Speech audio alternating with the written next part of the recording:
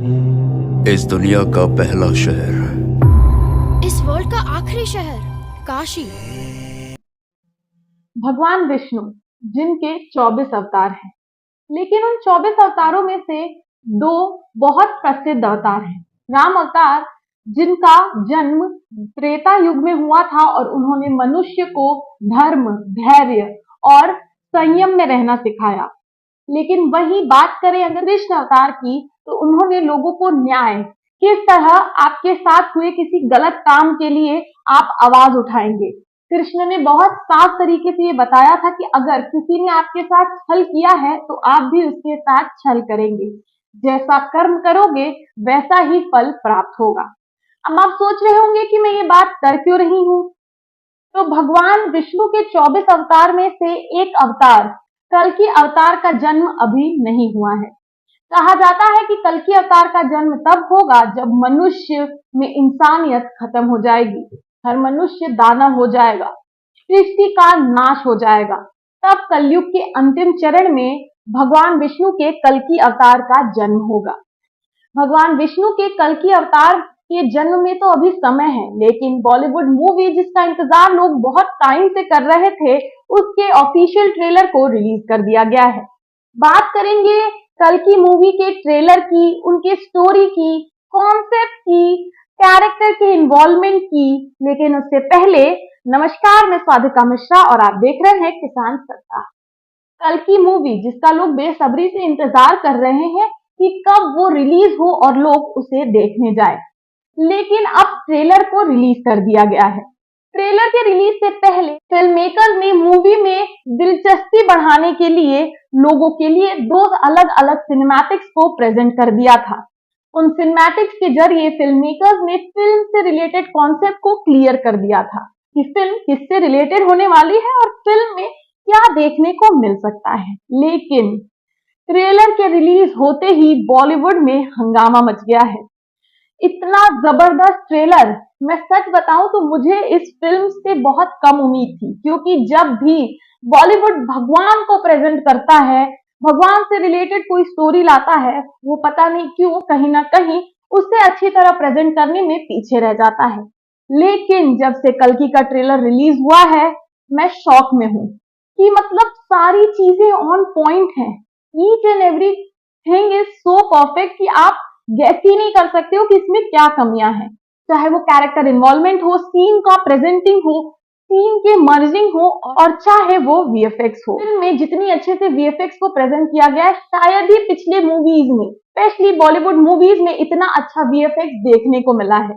और वीएफएक्स अच्छा हो भी क्यों ना, इस फिल्म में जिस व्यक्ति ने सिनेमैटिक्स को, वीएफएक्स को प्रेजेंट किया है, वो हॉलीवुड का बहुत ही बड़ा सिनेमैटिक्स क्रिएटर है। मैं बात कर रही हूँ डी नैट की। डी नैट जिन्होंने हॉलीवुड की कई मूवीज में जैसे हैरी पॉटर, मिशन इम्पॉसिबल में अपने वीएफएक्स का कमाल दिखाया है, और आप सब ने ये कमाल जरूर देखा होगा। तो वीएफएक्स तो इसमें एकदम जम के है, मतलब एकदम क्लियर वीएफएक्स, कुछ भी एक्स्ट्रा नहीं है, बहुत ओवर किसी को कोई चीज रूल नहीं कर रही है। और सबसे अच्छा ये है कि जिस जिस चीज को ट्रेलर में प्रेजेंट किया गया है वो ऑन पॉइंट है। ये सस्पेंस एकदम अच्छे से क्रिएट किया गया है ताकि मूवी देखने की एक्साइटमेंट आपके अंदर बरकरार रहे। अब बात करें ट्रेलर की स्टोरी की, तो ट्रेलर के स्टार्टिंग में दिखाया गया इस धरती के आखिरी शहर को, काशी, कि किस तरह जमीन पे लोग मर रहे हैं, खाने के बिना तड़प रहे हैं, धरती समाप्त होने वाली है। लेकिन धरती से ऊपर की जो दुनिया है, वहां बहुत सारी पावर्स हैं, पावरफुल लोग हैं, जिनकी नजर में भगवान जैसी कोई चीज है ही नहीं।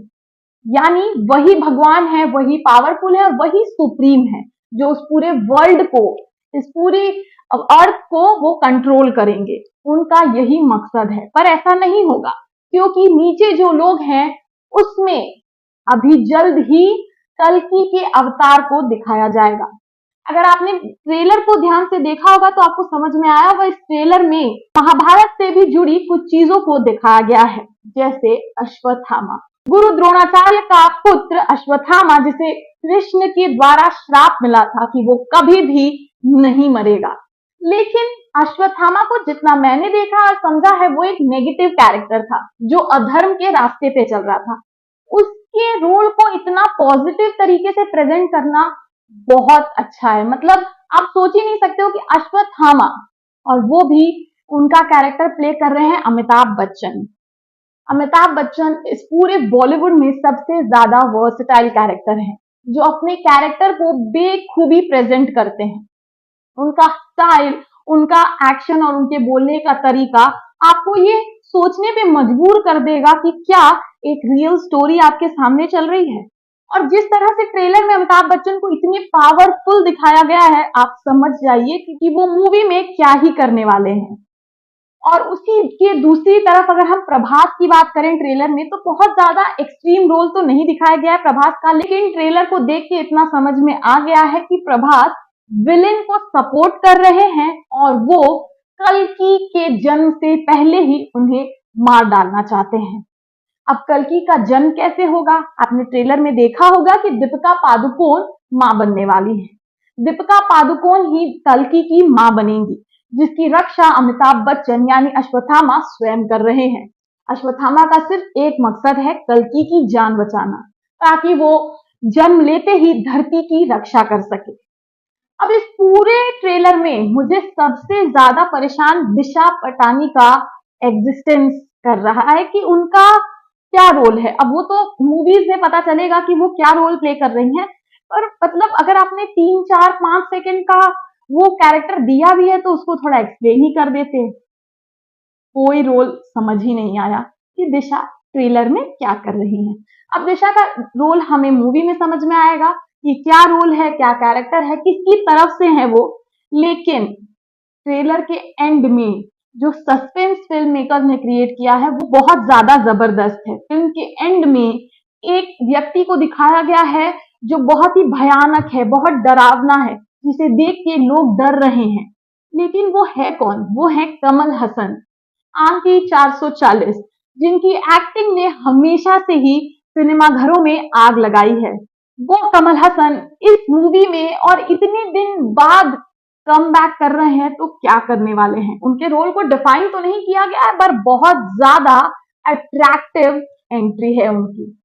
और ट्रेलर लगभग 3 से 4 मिनट का था, मतलब 3 मिनट 50 सेकेंड मान लेते हैं, लेकिन इतना एंगेजिंग ट्रेलर था कि आप उसमें से ध्यान हटा ही नहीं सकते हैं कि मतलब कि कब हो रहा है, क्या हो रहा है, कैसे चीजें हो रही हैं, क्योंकि सारी चीजें ऑन पॉइंट है। हर चीजों को एकदम परफेक्ट तरीके से प्रेजेंट किया गया है।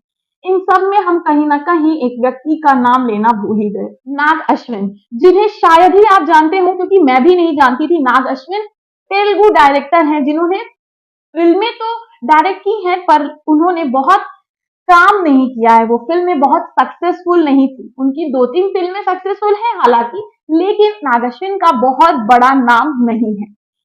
पर जो टैलेंट उन्होंने इस मूवी में दिखाया है, जो स्क्रिप्ट, जो स्टोरी और जो प्रेजेंट स्टाइल है, उससे हमें उनकी तारीफ तो करनी ही पड़ेगी। मतलब हैट्स ऑफ है नाग अश्विन को कि उन्होंने इतनी अच्छी तरीके से, इतनी क्लियर तरीके से सारी चीजों को प्रेजेंट किया है।